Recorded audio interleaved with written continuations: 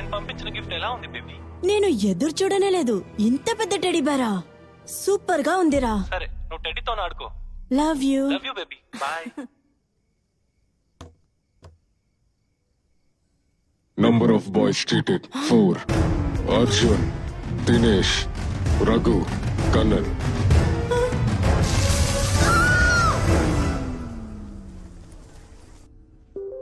ఈ final year లో మీరు ఒక ముఖ్యమైన ఎపిసోడ్ ప్రారంభించబోతున్నారు.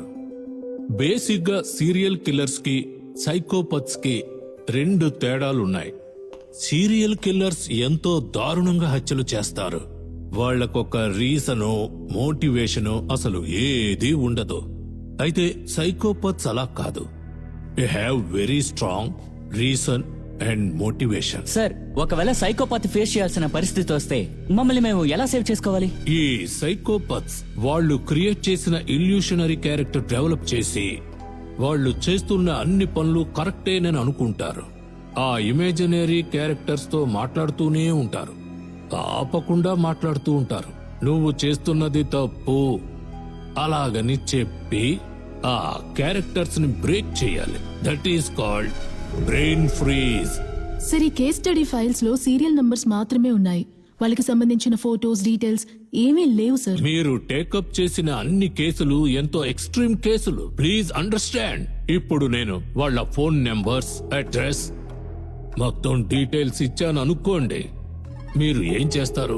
వాళ్ళని ఫాలో అయ్యి వెళ్తారు. ఇలాంటిదే ఒక లేడీ సైకోపత్ గురించి నేను కేస్ స్టడీ చేశాను. సడన్ గా ఒకరోజు ఆవిడే నా ఇంటికి వచ్చింది కత్తితో. Oh my god. ప్రాణాలతో ఉన్నానే, ఏమో ఏంటుందో ఊహించుకోండి.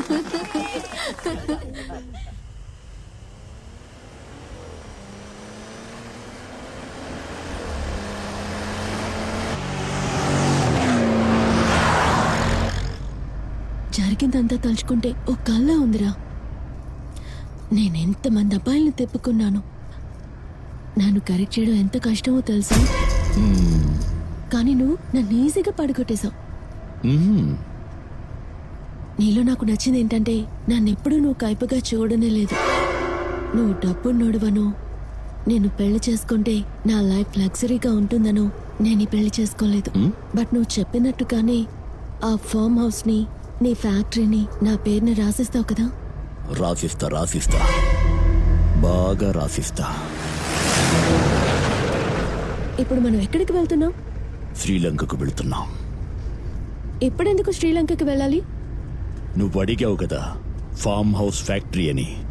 అది నీ పేరుకు మార్చాలి కదా. 9:30కి పెళ్లి చేసుకుందాం అని చెప్పాను. నువ్వు 9:45కి మండపానికి తీసుకువెళ్ళి నన్ను పెళ్లి చేసుకున్నావు. ఈ పెళ్లి గురించి తలుచుకుంటే చాలా క్రేజీగా ఉంది జీవా. వద్దు వద్దు జీవా, నువ్వు బండి ఆపు. నాకేదో తప్పుగా అనిపిస్తుంది. నువ్వు బండి ఆపు జీవా. అయితే నువ్వు శ్రీలంకకు రావు. రాను. నేను మా ఇంటికి వెళ్ళాలి. దయచేసి బండి ఆపు జీవా, బండి ఆపు. చెప్తున్నాను కదా, బండి ఆపు. అరే ఆపు ఏ జీవా. విషయానికి భయపడినని చెప్పావు. ఇంత చిన్న విషయానికి ఇంత భయపడుతున్నావా? మా అమ్మ నిన్ను చూడాలనుకుంటోంది. అదే నేను ఇంటికి తీసుకువెళ్ళి ఇంట్రొడ్యూస్ చేద్దామని మన ఇంటికి వెళ్తున్నావు. ఓ అలాగా. అవును. నేను చాలా భయపడ్డాను రా. నన్ను ఎక్కడికైనా తీసుకువెళ్ళి ఏదైనా చేస్తావేమో నన్ను. అది సరే, బ్యాక్ సైడ్ టైరు వాబ్లింగ్ అవుతోంది. ఏంటో చూడు. బ్యాక్ టైర్ చూడు. పంచర్ కాలేదురా. అనుమానం ఇంకెవ్వరికి అనుమానం రాకూడదు.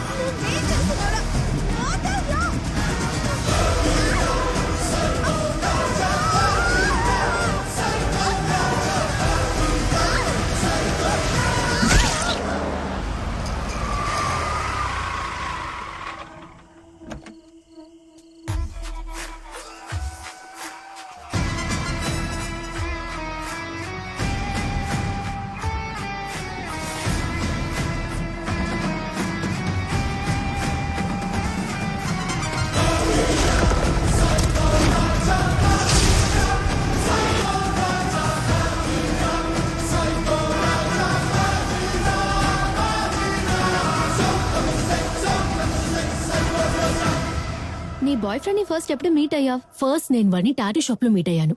టాటూ వేశాడు, బాగా వేశాడు. ఇప్పుడు మేమిద్దరం లివ్ ఇన్ రిలేషన్షిప్ లో ఉన్నాం. తను వంట మనిషిగానే మా ఇంటికి వచ్చాడు. బాగా పడుతున్నాడని మా నాన్న తన ట్రూప్ లో చేర్చుకున్నాడు.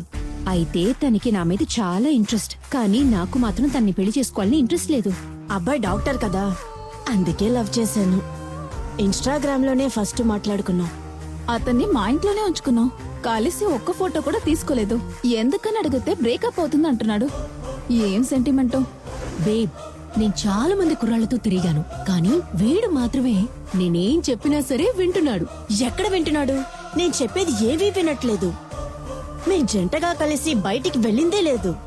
అందుకే నైట్ డ్రైవ్ కి రారా అని పిలిచాను. వస్తాను చెప్పి రానే లేదు. నోరు తెరిస్తేనే అబద్ధం. అబద్ధమా? అతను అబద్ధం చెప్పడు. తనకి మాట్లాడటం రాదు, మూగోడు. మా నాన్న కంపెనీలోనే ఇన్వెస్టర్ గా వచ్చాడు. బాగా డబ్బున్నాడు. ఇంతసేపు నుంచి ఎవరి గురించి మాట్లాడుతున్నావ్? వాడే పాత సర్ది రాహుల్ రెడ్డి, హరీష్, ధ్రువ్.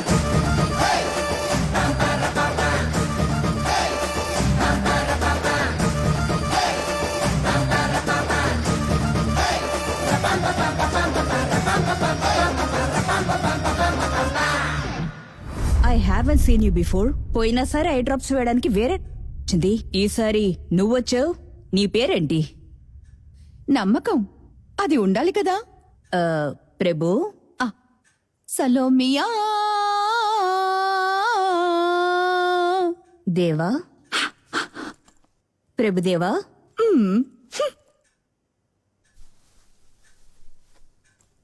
ప్రభుదేవి. అడిగితే పేరు చెప్పవా? పాటలు పాడుతున్నావు. నా ప్రశ్నకి సమాధానం చెప్పు. మేడం, అనేక ప్రశ్నలకు జీవితంలో సమాధానమే దొరకదు. వెతకాలి, వెతుకుతూనే ఉండాలి. అలా వెతుకుతూ ఉండగానే ఒకరోజు కర్మ. ఫేస్బుక్ లో మీ చిన్నప్పుడు ఫోటో చూసా.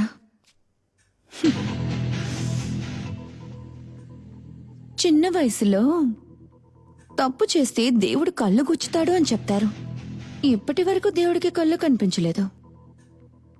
ఇప్పుడే కనిపించింది. వచ్చిన పని సరిగ్గా చెయ్యి, లేదా ఫోన్ చేసి 2 పనులు పీకేస్తాను. పనితో పాటు ఎన్నో పీకేశారు. ఎందుకంటే మీరు పెద్ద పుడింగి. ఏంటి? సారీ మేడం, ఐ డ్రాప్స్ వేస్తాను. అనుకోండి, అనుకోండి, అనుకుని అలా పైకి చూడండి. ఒక మనిషికి జీవితంలో కళ్ళు అనేవి చాలా ముఖ్యం. అరే అవునే, మూసుకొని ముందు పోయి. ఓకే ఓకే మేడం, వేస్తాను వేస్తాను.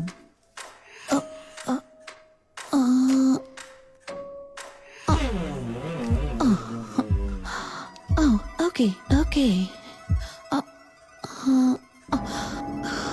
ఎస్.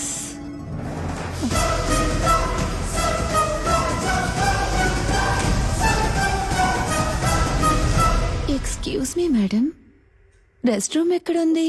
ఏమిటి? నన్ను సగంలో వదిలేసి నువ్వు నీ పని చూసుకుంటావా? అర్జెంటు చుచ్చు. పో పో.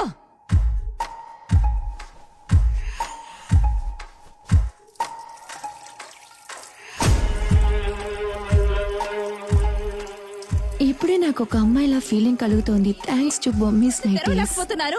ఏయ్, మండిపోతుందే. ఎన్ని సంవత్సరాలయ్యింది నిన్ను వెతికి పట్టుకోవడానికి. ఏయ్ ప్రభుదేవి, కళ్ళు మండిపోతున్నాయే. రావి ఎక్కడికి? ఏయ్ రావి ఎక్కడికి? కళ్ళు మండిపోతున్నాయి.